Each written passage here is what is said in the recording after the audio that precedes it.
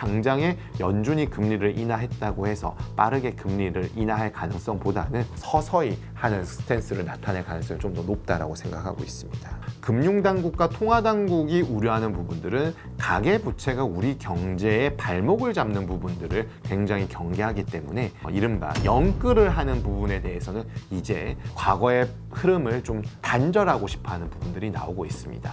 그런데 이제 다만 문제가 되는 것은 특별한 경제 강의 머니 특강. 안녕하세요, 주식초등학교 여러분. 저는 오늘의 특강을 맡은 신얼입니다.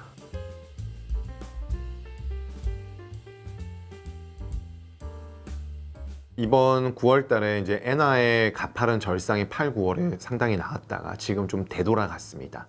특히나 일본의 통화 정책을 예상하기는 사실 쉽지 않고 통화 정책의 흐름을 예상하는 지표로 엔달러 환율을 많이 보게 되는데, 엔화 역시나 이번 통화 정책에 있어서는 예상과는 다른 결과를 확인하고는 절하가 되는 흐름들이 확인이 되었죠.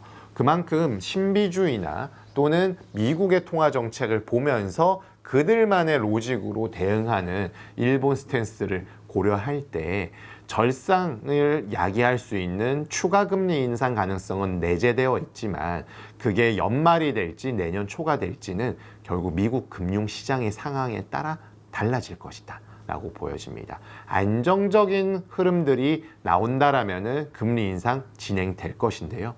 미국 대선으로 인해서 여전히 먹구름이 껴있고 방향성에 대한 어떤 확신을 가지기에는 확인한 이후에 대응하는 것이 좀 더 좋다라고 보여집니다. 그러한 측면들에 있어서 일본 통화 당국이 선제적으로 대응할 가능성은 상당히 후퇴했다라고 보여지고, 특히나 이제 일본에 있어서도 이제 정치 선거 이슈가 부상하고 있는데 미국도 마찬가지죠. 그렇다면은 미국과 일본의 결국 이제 대표적인 정치 지도자가 누가 되는지를 확인하는 점 또한 통화 정책에도 영향을 미칠 수밖에 없기 때문에 이러한 점은 사실 지금 금리 인상에 대한 방향성은 열어두되 시점을 논하는 것은 다소 어려운 측면들이 좀 있다라고 말씀드리겠습니다. 미국처럼 당장에 총재를 통해서 일본 총리가 선출되는 그런 흐름들을 당장의 엔화에 영향을 미치기는 좀 다소 어렵겠고요. 과거처럼 아베노믹스라든지 어떤 일본의 경제 정책이 뚜렷하게 나타나기보다는 지금의 상황을 잘 관리하면서 일본 통화 정책의 그들의 나름의 논리를 통해서 미 연준의 스탠스를 관망하는 그런 흐름들이 나타날 수밖에 없기 때문에 이번 선거가 유의미하게 영향을 미치기에는 다소 과거보다는 좀 떨어질 것이다 라고 보여지고요. 결국엔 일본 경제 실물 지표들의 흐름 그리고 엔화에 영향을 미치는 대외 요인들을 복합적으로 판단해 볼 필요가 있다라고 보여집니다. 네, 맞는 말씀이십니다. 물가만 본다라면은 금리 인하에 대한 여건은 상당히 형성되어 있다, 조성되어 있다라고 진단해 볼 수 있는데, 이에 따라서 지난 8월 말 금통위에서는 금리 인하 소수 의견을 제시한 금통위원은 없었지만 향후 3개월 내 금리 인하 필요성이 있다라는 것을 인정한 금통위원은 4분으로까지 늘어났습니다. 다만 상반기까지의 금통위의 포커싱이 되었던 요인은 물가가 확실한데, 물가 다음은 경기라고 판단했었던 시장 참가자들의 인식을 바꾼 계기는 결국 강남 3구와 마용성으로 대표되는 서울의 핵심 지역의 집값의 가파른 상승세였고, 이에 따라서 레버리지, 신용 레버리지가 급격하게 팽창을 하면서 한국은행이 부담을 가지게 되었습니다. 즉 7월부터 갑작스럽게 한국은행법 1조 2항에 적시되어 있는 금융안정을 꺼내왔기 때문에 시장의 흐름보다 좀 느린 금리 인하가 불가피해졌다라고 보여지고요. 이번 달은 금통위가 없지만 다음 달에 예정되어 있습니다. 다음 달에 당장 집값에 대한 지표들은 확인이 되고 있지만 신용에 관련된 가계부채와 관련된 지표들이 당장의 어떤 금리 인하를 합당하게 하는 그런 수준까지 떨어질 가능성은 높지 않다라고 보여집니다. 그렇기 때문에 10월에는 금리 인하 소수 의견이 1명에서 2분 정도 나오고 11월에 금리 인하를 하게 된다라면은 한국은행의 입장에서도 조금 여유를 가지고 판단할 수가 있겠고, 또한 미국 대선에 대한 부분까지 종합적으로 고려할 가능성이 있겠습니다. 최근에 이제 한국은행에서는 그 경제 하는 내부의 리서치 담당하는 원장님이 좀 이제 대외 인터뷰를 통해서 집값과 가계부채를 단기간 내에 판단하고 정책적인 대응은 하지 않을 것이다 라고 얘기를 하고 있고요. 한은 총재님은 다양한 사회 이슈에 대한 부분들을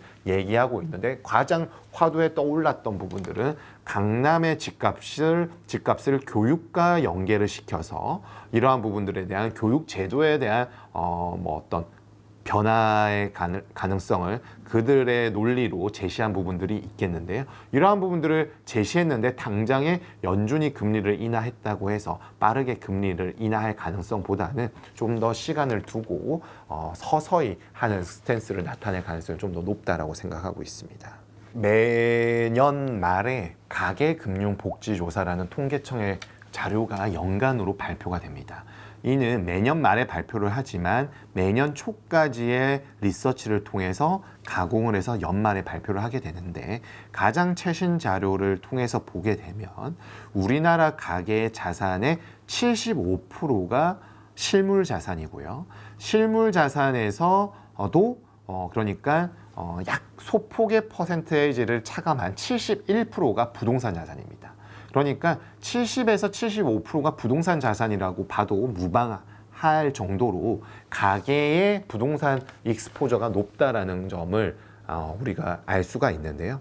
그만큼 통화정책을 구사할 때 미국과 달리 증시를 보는 것이 아니라 부동산 시장의 흐름과 맥을 같이 할 수밖에 없는 구조적인 문제점을 노출하고 있다라고 볼 수가 있겠습니다. 특히나 부동산 자산이라고 함은 신용을 활용해서 부동산 시장을 대응할 가능성이 높겠고, 또한 금융자산과는 다르게 부동산 자산이라고 하면 대부분 주택을 생각을 하게 되는데, 주택이라고 하면 의식주, 생활의 필수재에 해당하고 있기 때문에 그 사회적인 파급력이 크다라는 점에서 한국은행의 입장이 나름 좀 복잡다단한 동시에 좀 고단한 측면도 있지 않을까라고 생각을 하는데, 이러한 부분들이 최근에 집값의 상승세가 수도권 중에서도 서울 중심으로 나타나다 보니까 서울과 지방의 양극화에 대한 사회적인 문제까지 야기하는 측면들을 고려할 때